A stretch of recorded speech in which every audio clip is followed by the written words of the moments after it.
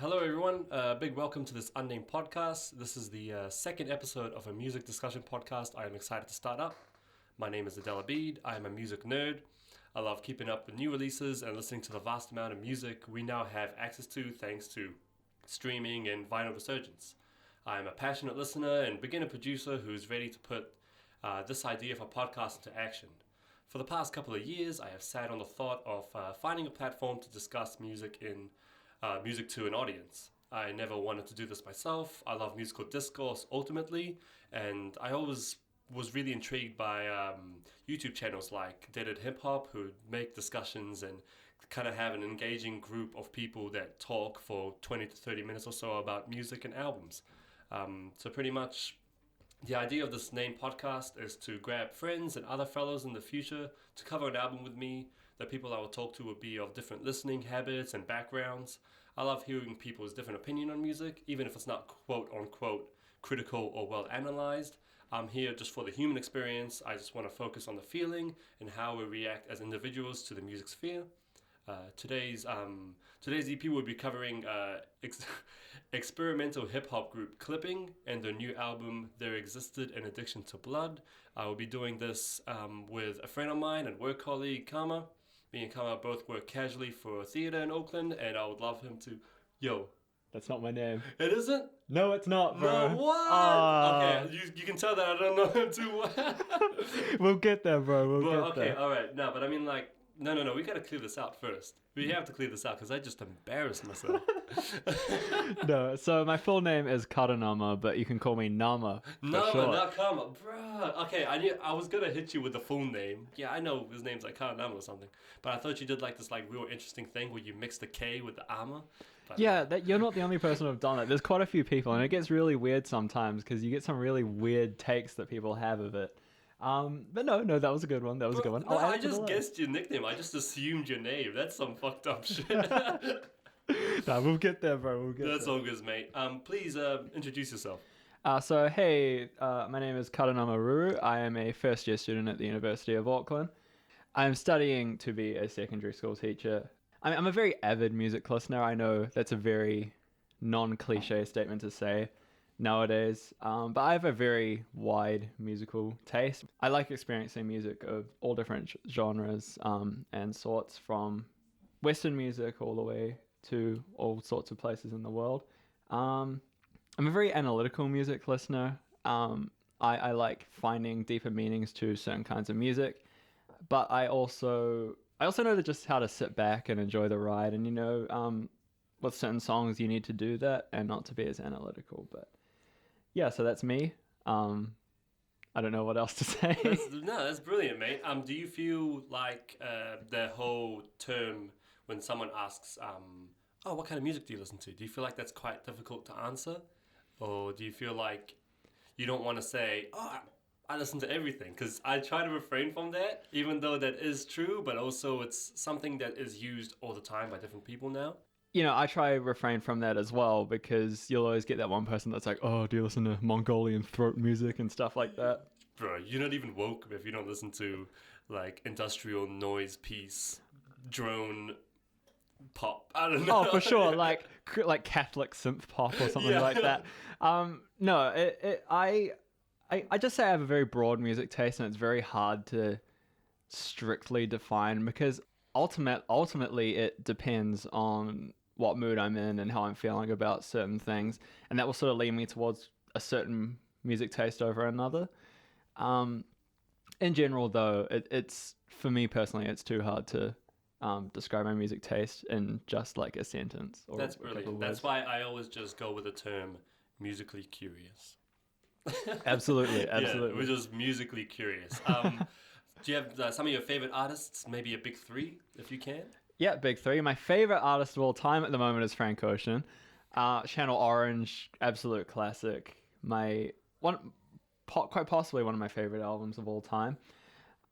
Actually, at the moment, I'm going through, because of the tour announcement, I'm going through another MCR, My Chemical Romance hype. Oh mate, that's a different story. Oh no, absolutely! Like the Black Parade, again, one of my all-time favorite albums. It's again, I don't have a top three favorite artists of all time because again, it's very fluid and very dependent on how I'm feeling about certain things.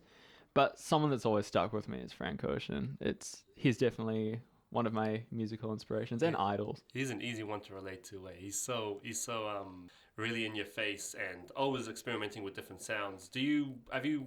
I don't know if we've talked about this, but have you heard his new music? The two new singles that he put out. I haven't, Yeah. and I'm really keen to. I feel like his music particularly invokes certain kinds of emotions within people, and I love that it's so different depending on who you speak to.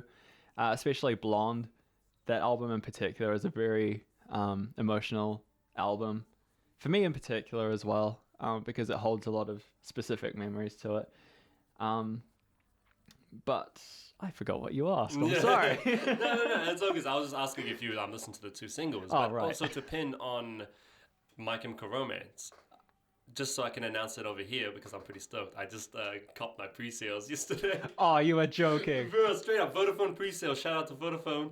Straight up. I have to wait for general on sale. Oh, okay. Did the pre-sale sell out?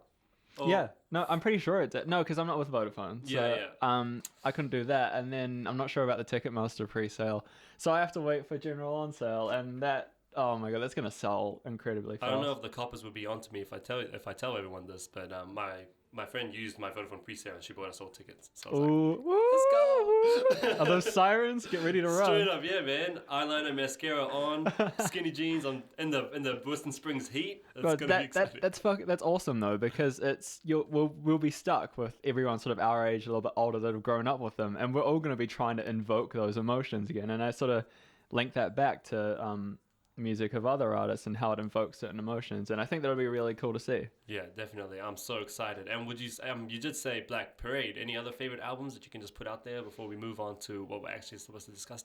Three Cheers for Sweet Revenge. Oh shit! We're just talking OMCI. Oh, okay. No, Not just any other fine, NCR. One of my other favorite albums of all time is probably Revolver by the Beatles. Yep. It's a fantastic album. It's an absolute classic. I think it really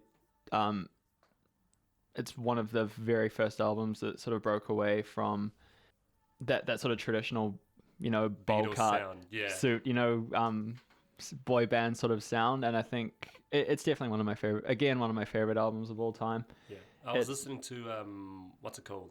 Tomorrow Never Knows today. Yeah, and it's still like a fresh listen every time I hear it.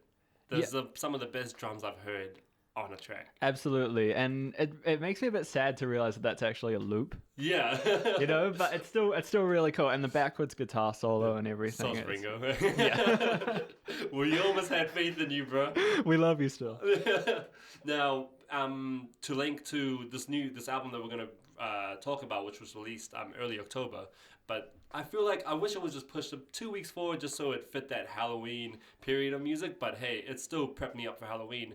Now, clipping There Existed Addiction to Blood is very horror-based. Are you a horror fan? See, I like to say I'm not, but every Halloween I always get drawn to those sort of like, those old 80s cliche horror films, Friday the 13th, the Texas Chainsaw Massacre, things like that. And yeah, I always find myself drawn to those movies for some reason, and the sort of, I don't know, that sort of like 80s sort of style of things. Yeah. And I feel like this album in particular really invokes some of those feelings again, that sort of nostalgia that you never really lived. I just love, just to begin with the vibe of the album, it does have a kind of slasher feel for me, and it does remind me of stuff like Halloween and other like John Carpenter films.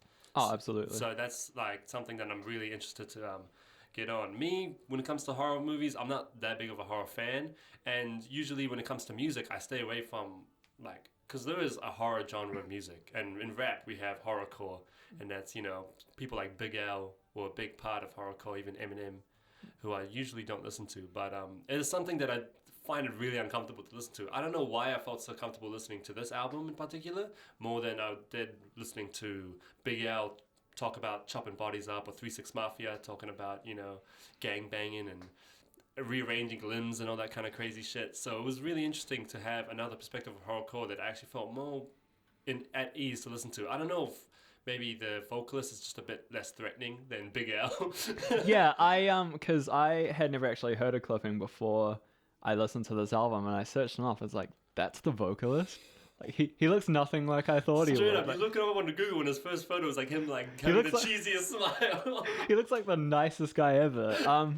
No, but this album was like my first real horrorcore experience, so it was something very different for me. But we can discuss that more later on. Brilliant. Yeah. So, to be honest, how many times do you think you listened to this? 2.5. 2.5. That's good. The third time I couldn't really go through the last half of the album, particularly because, well, we'll explain a little bit more later, but it felt a bit repetitive and a bit unnecessary at times. But we can. That's interesting. go into Oh my more god, I'm so excited for this. Did you think it was a tough listen? No, it definitely wasn't. It wasn't what I would say a bad album. It wasn't hard to listen to. It's just there are certain bits about it that I would love to discuss. Awesome. And a bit. And so, okay, so I'm guessing I'm going back to that first listen of yours, that first impression that you got first putting it on. What did you feel? How did you think? And did you have any kind of expectations or predictions before you turned it on? No. When I first listened to this album, I was very unaware of what to expect. As I said earlier, I was very unaware of the sort of horror concept in music. Usually when I think of horror, I think of film, and I was wondering how that could be transferred to music. So I honestly, my first impression was I was just very unexpectant of what was happening. Yeah. So that's why it took more than one listen to sort of realize what was going on. I guess in terms of title and probably album cover as well, did you kind of expect that? Do you feel like that album cover and the title matched the sound that came when you listened to it? Not really, because the way I saw the album cover is very vague. There isn't much to go on, and if you're unaware of a band like Clipping, you're not really going to be sure of what to expect. I had to do a bit of research around Clipping, and they're a very peculiar band in that they're very experimental, and you never really know what you're going to get with each album. And so with that cover, I thought it sort of added to that confusion. Yeah, that's perfectly right. The last album was a concept album about like an intergalactic slave ship or something like that. It's completely just bonkers, eh? Absolutely. And now yeah. they're just like, it's a more like fixed concept.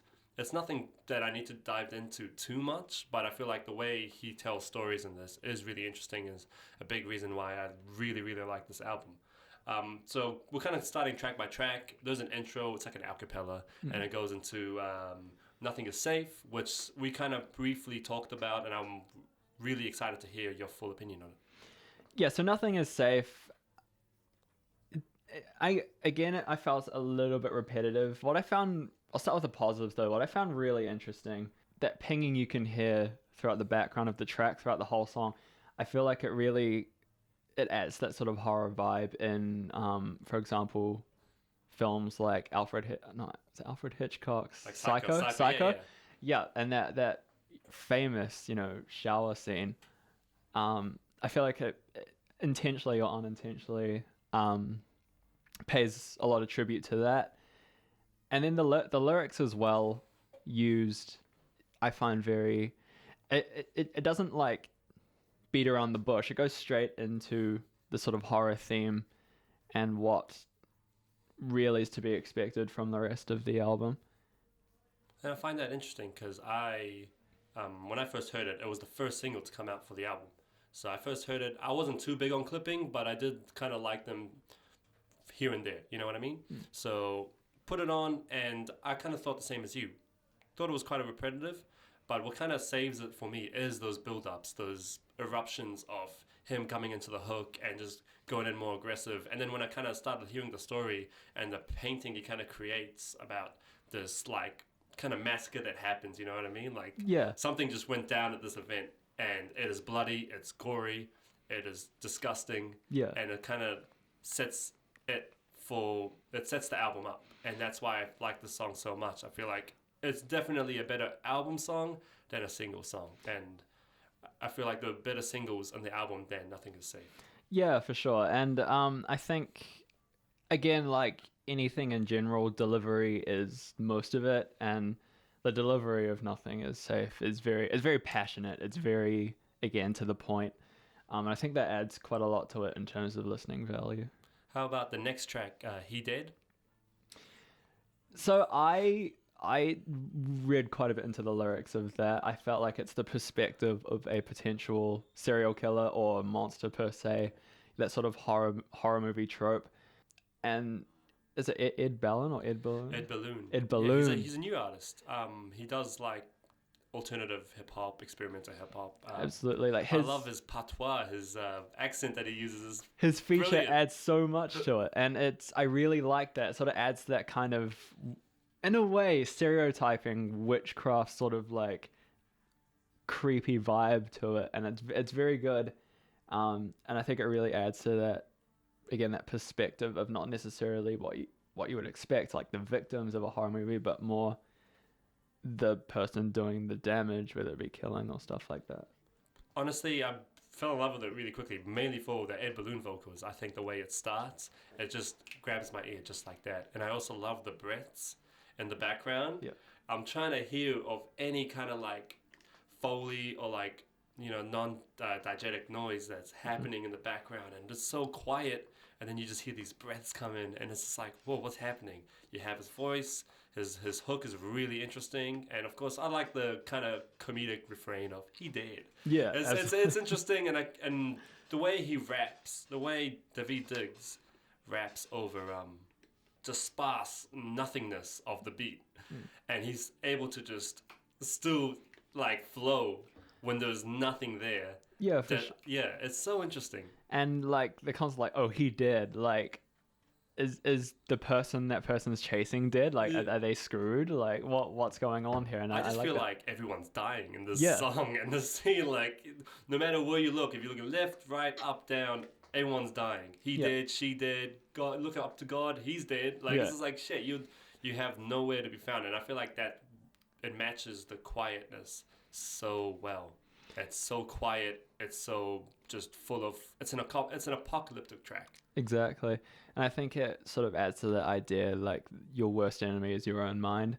If you know that there's nothing there for you and there's no one behind your back, you're practically screwed, you know? And I like that. I think it sort of invokes that sort of idea, whether intentionally or unintentionally, within that song. Yeah. And then after after an interlude, it goes to La Mala Ordina, which is the kind of posse track of the album. Do you have much to say about it? Because I have a lot. I fucking really like this track. Okay, first thing, what the hell's with the distortion? Yeah. Wait, could we swear? Yeah, of course, man. Why you can the swear. fuck is there so much unnecessary distortion in like the last third of the song? Look, it's got a great flow and it's very graphic in terms of its delivery and use of lyrics. But that distortion ruins it. There's so much, and it's so unnecessary. And it's like, you know those air rape memes?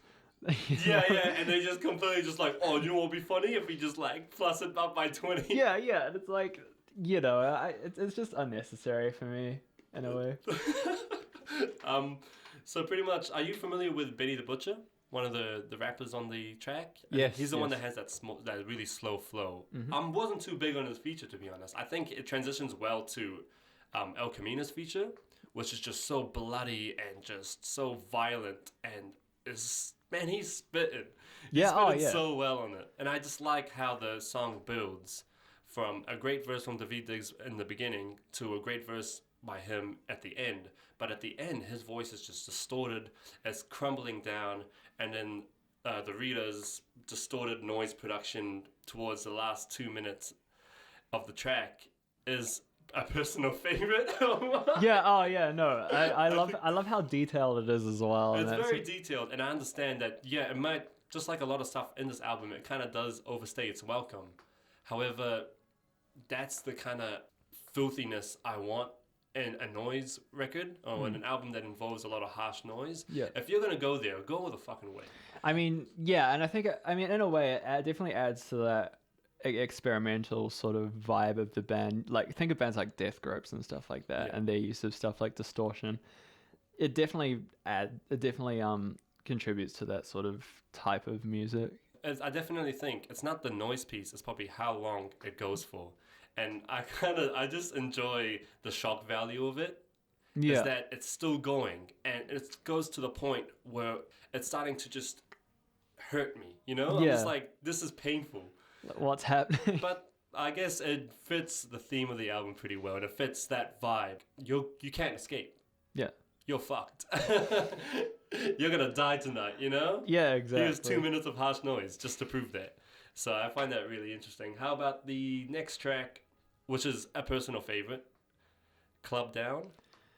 Yeah, I think again, there was quite a bit of use of distortion. I don't know how you felt about that, but I feel like there wasn't as much in terms of lyricism, horror sort of themes to it. Yeah.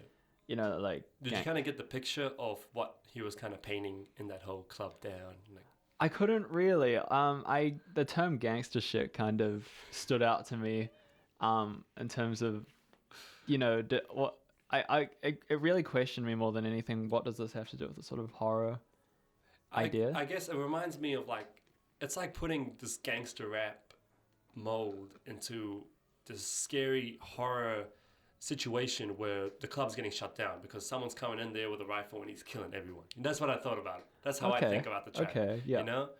The lights are off, they're shutting the club down because some crazy shit's happening and everyone's running away. And I think the beat matches that situation so well. Mm-hmm. That beat, again, not really a beat. It's like screaming and noise, and you hear women screaming and men screaming, and it just sounds like a noisy mess while he's just rapping, and then it goes to the hook, and he's talking about, you know, turn the lights off, we're gonna shut the club down, and, you know, gangster shit, and it sounds like a gangster rap song, but there's no beat that, you know, even speaks gangster rap to me. Absolutely. You can't really attach yourself to it. You can't be like, boom, boom, boom, you know? Like right around the rip. Yeah, you know? No. So that I found that track really interesting, and it does get really intense the more I listen to it. And I guess I love it because of that intense atmosphere that it creates. The next track, if I'm getting this right, is The Show. Now, I don't have much to say about this track. Do you have anything to say? I feel like it has a very sort of... Have you seen Saw? Yeah. I feel like it has that kind of vibe to it. You know, how Jigsaw sort of does that speech as to why these people are in these traps or the situation that they're in. I feel like it has a very big reference to that. I like that you brought up Saw, because isn't that the concept of Saw, being in a room and watching people die? Yeah, cool. Watching people die, watching people cut themselves graphically up. die. Yeah, and I feel like that's where he is. This guy is like, yo, watch everyone completely mutate themselves. Yeah, it's pretty disgusting. Yeah, oh yeah, no, absolutely. I feel like it's one of the least interesting beats in the album for me. But I think he's rapping himself off. He's rapping his ass off, and it's a decent track. I don't go back to it too much. No, if I can be completely honest. Like the title, The Show, though. I mean, it sort of paints that picture, doesn't it? Yeah. Like the show is watching all these people horrifically die. And then comes another interlude, and then the next track is All in Your Head, which might be my favorite song on the album. Yeah, it definitely reflects the experimentation that Cliffing tend to do. What I found really interesting and what I really liked, aside from the beat, the vocals at the end. You know the band Shapeshifter? Yeah. I don't know why, but I got a lot of vibe to their kind of music in the song In Color.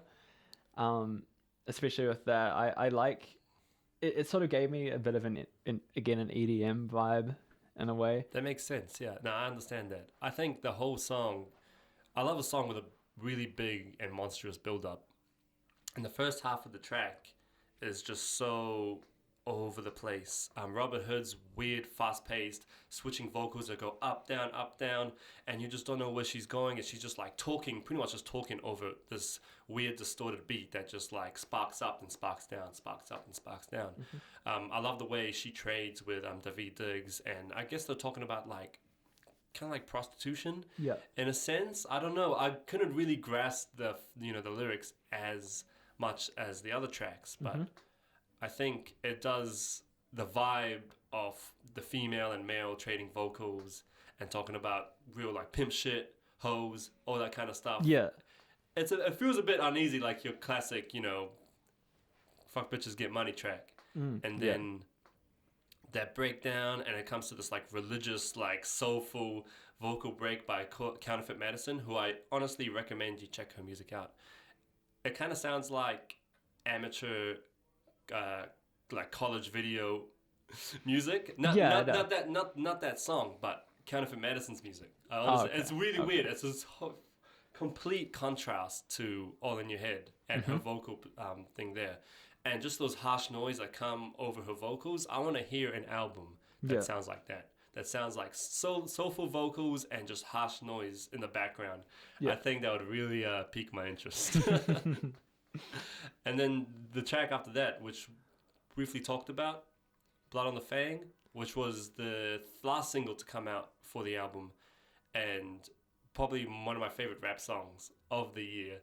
Yeah, I don't have a lot to say on this. I know, in contrast to you, I wasn't a big fan of this track. I think I only listened to it once. I don't have a lot to say on this one. I'm sure you do, though. Yeah. I mean, what do you think about like fast rapping? Because this is when he kind of just goes all in when it comes to like rapping fast. What do you? Yeah. Are you a fan of like people who just spiritual miracles, lyrical? If you have- if you have a good flow, then sure, but not every artist does. I want to emphasize that. So what you're telling me is Logic's the GOAT? Is that it? Did you know he's half black? Bro, straight up. No. Yeah. It all depends on your flow, and in all honesty, I couldn't really get into the song as much as I could. For example, the next song, Story 7. Yeah. So in all, I don't have a lot to say on this. Interesting. Blood of the Fang, when that came out, I think it was just an instant favorite. I loved the beat. I love the slave sample in the beginning. It's from like a vampire movie, apparently. It's like a 1970 vampire movie. Really? Wow. The whole there existed an addiction to blood. And that whole blood, it reminds me of, have you ever heard that game song? One Blood?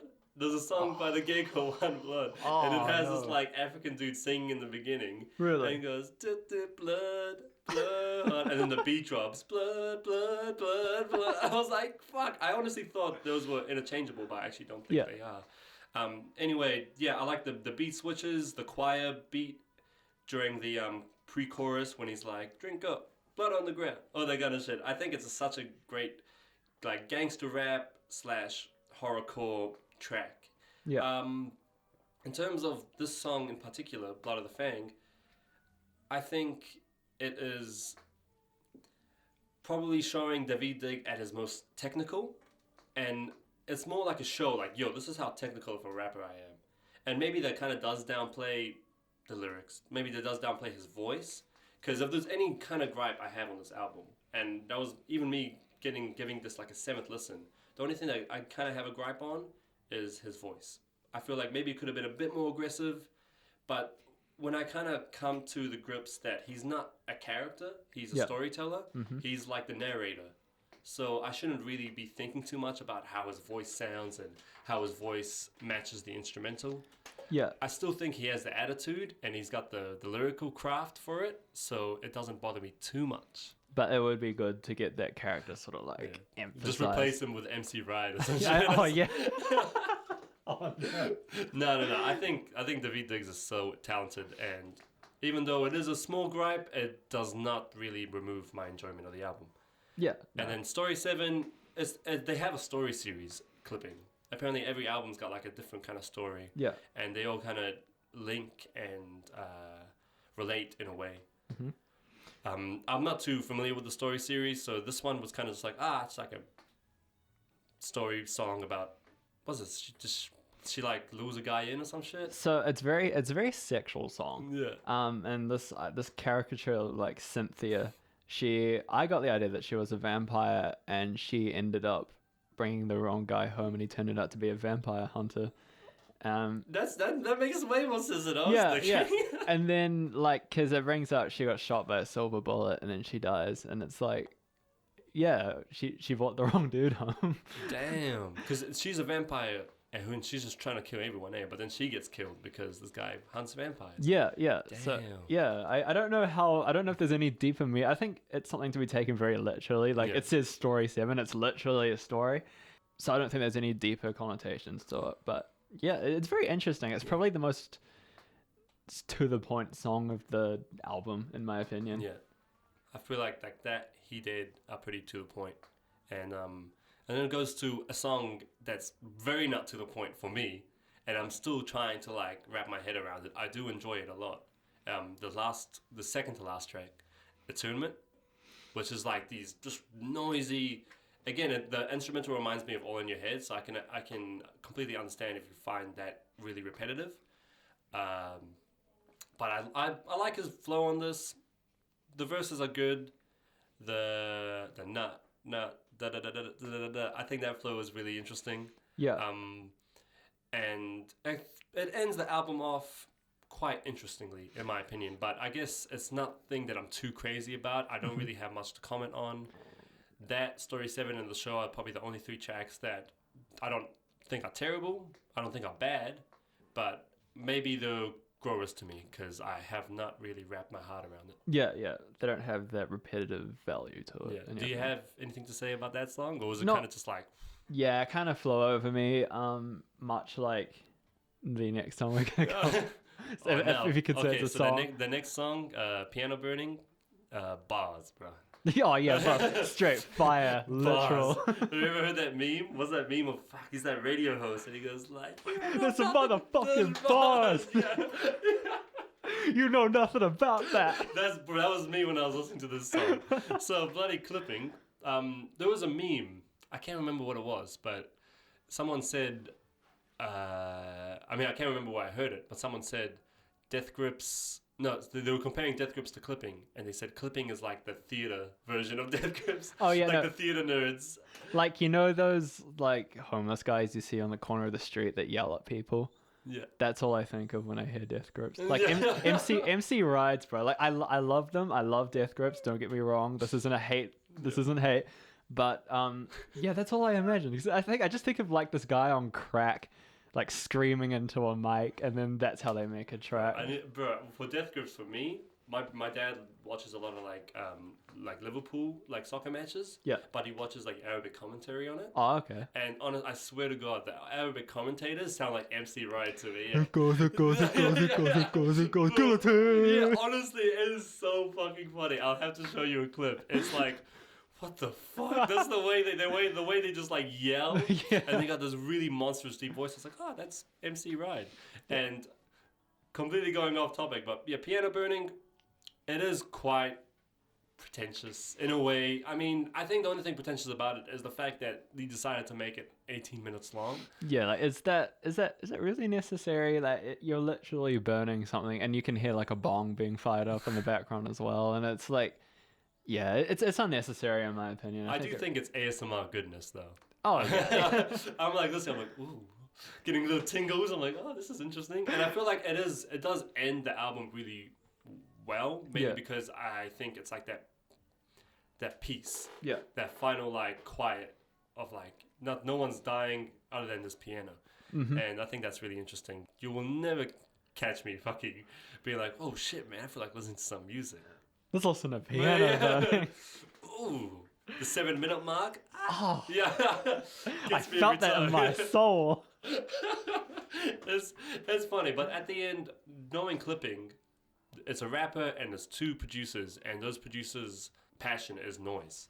Yeah, noise music, and that's what they focus on: noise music and film scores. So of course they want to do something that they really like. Mm-hmm. Yeah, and that's perfectly fine. Now, do you have anything to say about the overall atmosphere of the album? I mean, yeah, it's a horrorcore album, so it's gonna be very dark. It's gonna be very gloomy. It's gonna be very like depressing in a way and creepy. And I think they do that really, really well. You know, it's. I don't think many bands could pull something like that off, but with the band as experimental as Clipping, they absolutely nail the atmosphere of the album. Yeah, it's a personal high for me in terms of that. Just the album overall, eh? Do you think it makes you uneasy? Do you feel like the atmosphere drives that uneasy, scary, Halloweeny kind of? Yeah, exactly. Like when you were little and you went downstairs, or you went to your room, but you had to turn the whole light off, and then you turned it off, and you sprinted to your room. Like that sort of uneasiness. I really, yeah. Again, I really think they got that right. What do you think creates that atmosphere the most? Do you think it's the production, the lyrics? Definitely I think I don't know about you, but I found the beats and stuff that they use very sort of I think were the biggest contributors to this album in terms of atmosphere. Me too. Yeah. Again, going back to Nothing Is Safe, it's a simple like dun, dun, dun beat, but if you're an avid horror fan, you're gonna know quite quickly what that's referring to. One of the biggest selling horror films of all time, and again, La Mala Ordina. Although I'm not a big fan of the distortion, like you said, it creates that uneasiness, that sort of oh no, what's gonna happen? I'm trapped. Yeah. Like what's gonna happen? And yeah, so I mean, even piano burning right at the end, even though again I'm not a personal fan of it, I can see why something like that could add to that sort of uneasy concept and atmosphere. It's a piano burning, and if you're listening to this for the first time, you're not going to know if anything else is going to happen, whether someone's going to start rapping, but we know now it's not. What was your story for that? So this is going to be a bit of a far-fetched, but someone sort of giving up on the original course of music. Yeah. You burning a piano sort of, although Clipping, I feel like, what was I saying? So by burning the piano, it references something bigger, and that music as we know it isn't sort of structured into specific groups. Music nowadays is very fluid in terms of genre. And I think with the burning of the piano, it's sort of saying a big goodbye to that traditional. It's definitely a farewell, Yeah, and then because again with Clipping, I think they've just released another album. They're doing an EP. I think, yeah. Yeah, and that's going to be completely different. And I like that bands now aren't sticking to one sort of genre, because nowadays that becomes very redundant if you don't improvise or evolve. But going back to the piano burning, what I'm really curious is, what was your story when it came to listening to it? Did you like? Yeah. Like, did you just put on the 18 minutes and you're like, oh, okay. Oh, well, what was your straight up? I listened to it for about 3 minutes and I started skipping through it. That's it. exactly what I did. What's happening here? Like, am I expecting something? Because who's gonna sit down and listen to just 18 minutes and like? I think my dumb ass went like 7 minutes, but I was chilling with a mate and it was just playing in the background, and I was like, "What the fuck's going on?" Yeah, like what? Because I was like, "Whoa, 18 minutes, man! This shit's gonna be lyrical miracle for 18 minutes," and it's like, "Nah, this is a fucking piano burning." Yeah, man, like I'm gonna come away from this like a whole new person, but no, it's just a piano burning, and yeah, it's a bold move, I have to say. I'm not a fan of it, but it is bold. Do you have a favorite feature, if you can name? Ed Balloon. Ed Balloon, yeah. By far. He Did is one of my favorite songs on the album. I like you said, I love his voice. He has such a great voice for music.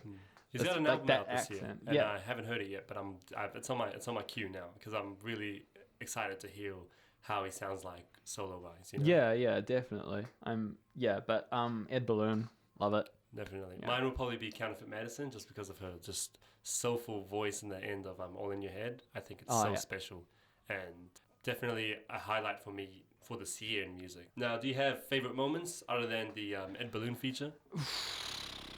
Probably. I liked Story 7. I like that sort of twist to the end of it because the whole song is very sexual, and very fast paced, and then it's like bang, she gets shot. You know, I like that sort of twist to it. Do you think you can name like favorite tracks? Story 7. At least He 3. did. He did's definitely up there. And One more in there, bro. oh, okay. Probably I'm just seeing what I've done the most notes on. Probably the show. The show. Nice. Yeah. Alright. Favorite tracks for me, if I had to pick 5, I put Blood of the Fang. He did One for Your Life. Okay. Club Down and All in Your Head. I didn't say All in Your Head, eh? Yeah. Okay, sweet. And just by saying that, I just realized we skipped on Run for Your Life. I realize, yeah. Do you have much to say? Because this is one of the most interesting songs I've heard this year, and I'm really upset that I just fucking skipped over it. I was going to bring it up with you, but you started talking, and I completely forgot about it. You just told me to shut up. Straight up. I really wanted to talk about this Go song. back up. No, I think it's about a. We can just edit it back. All right, Run for Your Life. Oh, wait. Let me try edit it out. Next track, Run for Your Life. What did you think about it? I think it has a very Psycho X sort of vibe to it. You know, she's on the street, run for your life.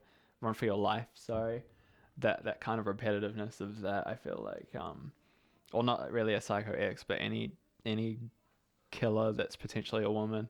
You know, you got to run, you got to hide because she'll find you. Yeah. You know. And then the chick starts rapping and she's wanting to kill someone. Yeah, exactly. You know, and I like that. I feel like the hook has a similar vibe to like Club Down, just for its like gangster rap inspired hook, very like West Coast, intense in your face, and that's the only time other than towards the end where we actually get like a kind of beat, because most of the track, and this is why I love it so much, is he's like outside, and it's just like Foley of just this guy rapping, and he's outside, and those cars passing by, and sometimes the cars are like playing music, and he's like on the beat when the cars go by. It's so absolutely fascinating. Yeah. I love it so much. And the way these non-beats and just this outside atmosphere turn into a beat towards the end of the track, and Lachat, the guest feature, is just like rapping about killing and all this crazy ass shit. It becomes this great, fulfilling song. Yeah, and it sort of goes past that sort of idea of an established beat, you know. Again, like you said, it sort of builds up towards the end with the ambient noise. Well, non-ambient, I can't remember the difference. No, it's pretty ambient, because this person is just rapping and things are happening outside. Yeah. And just those like cars and those dogs barking and everything, it creates such a chilling atmosphere that I love quite a bit. Yeah. Now, would you recommend this to people, or certain kind of people, like for fans of kind of segment, or for fans of people who like death grips, blah blah blah? I feel blah, like blah, blah, blah. Established horrorcore fans, or like experimental fans in general would quite like this album. I'm not sure about non-fans of that kind of music, or people that aren't really aware of it. I feel like this, especially with the experimental music, it is a little bit heavy in terms of the experimentation. So for someone that's not necessarily into it, they might not like it as much as, say, like a major Death Grips fan or something like that.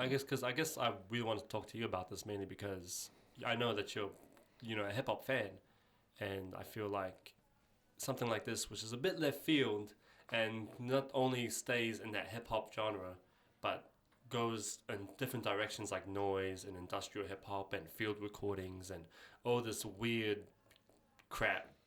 I thought it would be really interesting to like get your take, and it really has been. It's been so awesome. Yeah, definitely. Do you have any like final thoughts to end this out? On this album particularly? On anything, mate. Not particularly with this album. I think it's definitely been a interesting piece of music for me. I wouldn't say I would go back to it willingly. I'm glad I have tried it out though, because horrorcore is a very interesting genre. but I think it's it would only attract a certain kind of fan. it is quite on the niche. That's why I'm so surprised that I like this album so much, because I am definitely not in that niche. Yeah. But I do love interesting sounds and technical rapping, and I feel like it delivers in that regard, which is why I'm really into this album. Do you have like a rating system, or do you kind of just like listen to things and be like, I would rate this about a 7 out of 10. 7 out of 10? That's good. It's good. That sounds higher than I thought you would. No. I thought you'd be like, it's straight goo-goo, doo-doo trash. 1 out of 10. 1 out of 10. No, 7 out of 10. It's a good album, but I specifically would not go back to it. Oh, fair enough. I give it like a strong 8 to a 9. I think it's pretty fantastic, and definitely my favorite hip-hop release of the year. Okay. Yeah, it's a tough one. I mean, JPEG Mafia comes close, so does Eagle. Jesus is King is not on your list? I know, How right, dare man? you? I fail as a yay stan. All right, thank you so much. Thank you, Nama. Thank you for having me. We shall do this again sometime. Yeah, that would be so much. That would be so great. If you have anything to show me music-wise, just show it to me, and we'll talk about it. It should be real fun. For sure. Cheers, man. Thank you guys so much. Cheers, boss. Bye-bye. Later.